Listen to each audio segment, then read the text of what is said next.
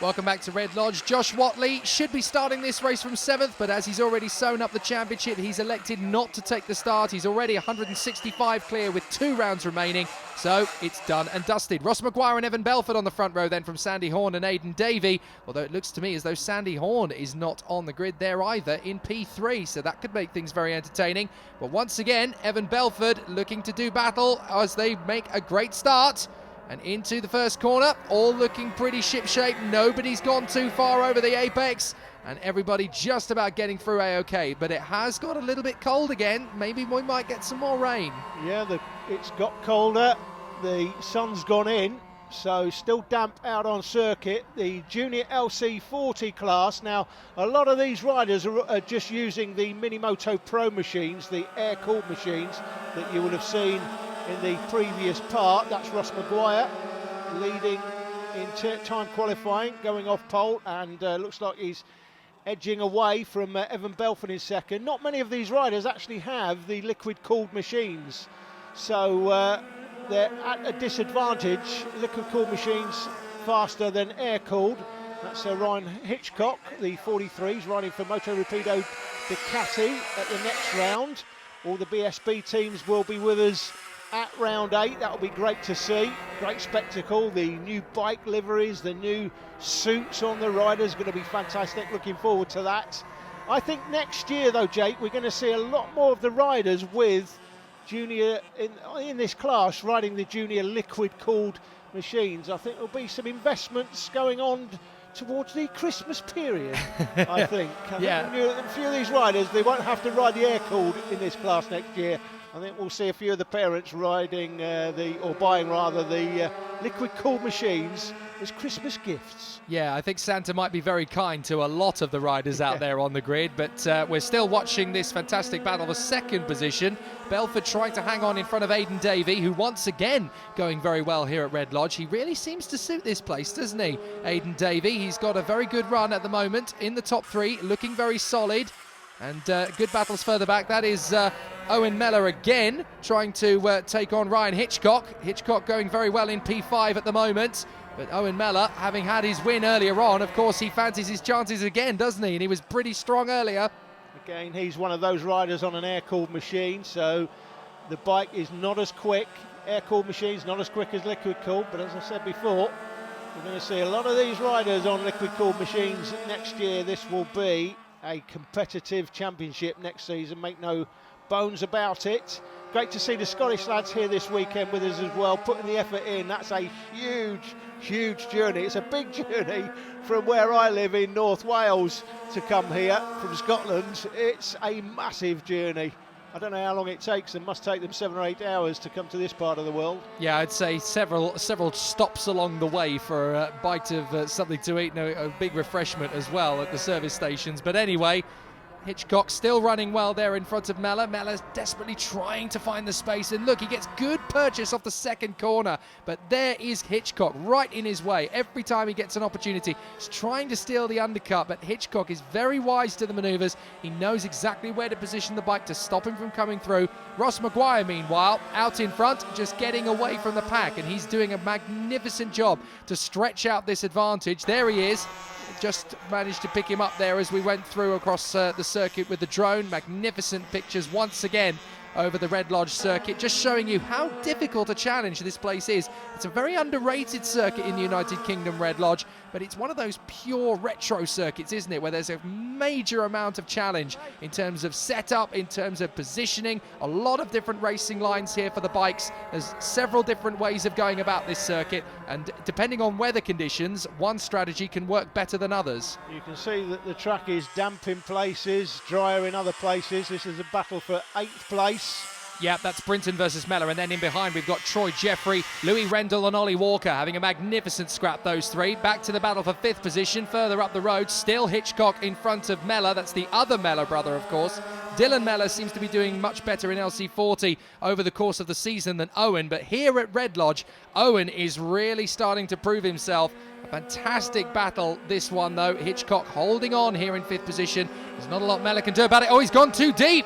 He's slowed up. Look, there goes Cook. Cook has got past him. So a problem there for Owen Mellor. Now, is that a potential issue with the reliability of the bike, or did he just overcook it into the right-hander? That's a problem with the bike. You can see there James Cook pulling away from him. Yeah, so he's Mellor's got some sort of problem with that bike. Yeah, he's not fast in a straight line anymore. That's a real shame for Owen Mellor. He will continue to ride the bike until it stops moving, but this is now an opportunity for Cook to close up on Hitchcock. And look, now he's been able to get through. This has given him a bit of a resurgence. He's gone, right, I've got a chance here, and I am going to give it everything. Yeah, James Cook fancies the job there, doesn't he? You can clearly see that. These are the top four coming through the top part of the circuit, through the right-hander. It is Ross Maguire with a comfortable lead.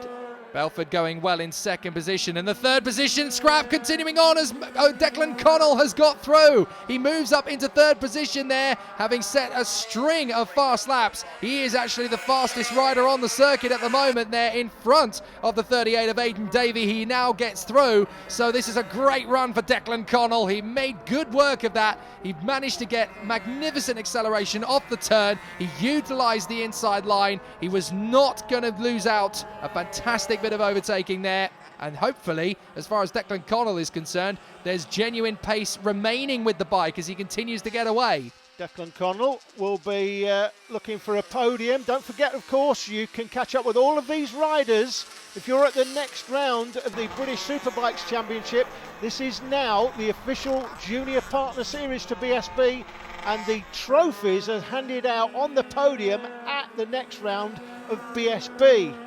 Yep, you certainly don't get that with British car racing going onto the podium in Formula One, do you? It's absolutely brilliant the way that this has all worked out.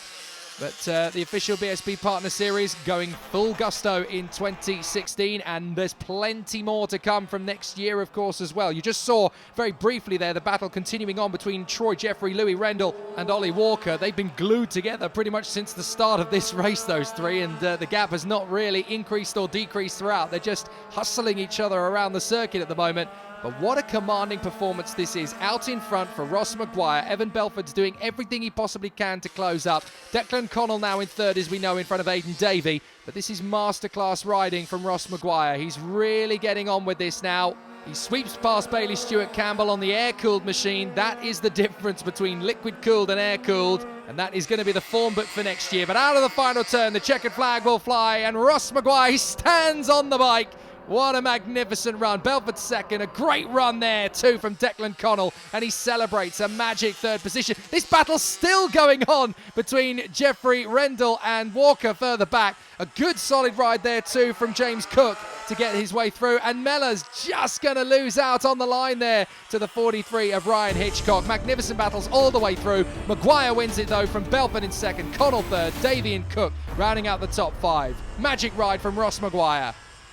Josh Whatley never took part in that one, but he has already tied up the championship. Congratulations to him.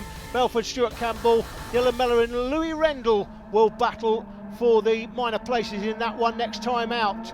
Here are the race 3 highlights from MiniGP70. Just 7 taking part, but this looked like, after Blake Hansel broke his fingers and was unable to take part here this weekend, looked like it was going to be a foregone conclusion for Franco Bourne to take the championship, but he's not had the best weekend. He's there running in 4th place, Franco Bourne, and Josh Whatley out front suddenly looks like a contender, as indeed does Scott Ogden. He's currently second in the championship as Josh Hyatt goes down the inside of him. Good performance by Hyatt today. There he is, second place currently, best ever result in the championship if he can stay there. But Franco Bourne, is he letting this championship slip away, Jake? It could well be a 3-way fight at the finale at Mallory Park, and that really is going to be the very best of showdowns. There's Jay Abel, currently scrapping away with the man on fire here at Red Lodge, Cameron Hall, for a position in the top 5. But yes, this 3-way scrap for the championship battle is going to be absolutely magnificent. Franco Bourne, Josh Whatley, Scott Ogden going for glory at the finale at Mallory Park. If it plays out the way we think it's going to go, there's only going to be about a dozen points or so between the 3 of them at the end of this weekend. It is absolutely incredible the way it's currently looking. Look, if it finishes the way it is now, I was wrong. It's going to be 10 points for Franco Bourne, only going to be 4 ahead of Whatley. Whatley and a further 6 ahead of Ogden. So this really is going to go down to the wire. Yeah, 25 points in each race, 3 races at the final round, 75 points on offer. It's anybody's at the final round. It's going to be an absolute classic. Let's hope it goes to the last race of the final round as far as the TV coverage is concerned. Well, that'd be fantastic. Well, if they all win a race each at Mallory Park, it's going to be about who manages to get things finished elsewhere. But the checkered flag flies here. A magnificent win for Josh Whatley puts him in championship contention. Hyatt in a fantastic second, and Ogden beating the championship leader Bourne to the line. What a showdown this will be at Mallory. Josh, another win for you today. Just talk us through that one.